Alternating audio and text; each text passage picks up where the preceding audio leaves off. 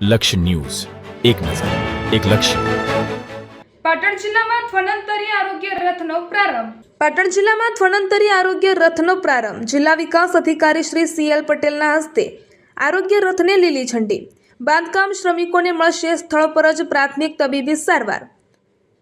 તાવ, ઝાડા, ઉલટી, ચામડીના રોગ સહિત સામાન્ય બીમારીઓથી સારવાર ઉપલબ્ધ.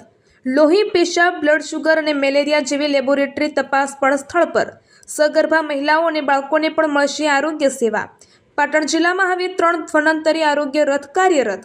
શ્રમિકોમાં આરોગ્ય જાગૃતિ અને ઈ-નિર્માણ કાર્ડ નોંધણીની પણ સુવિધા.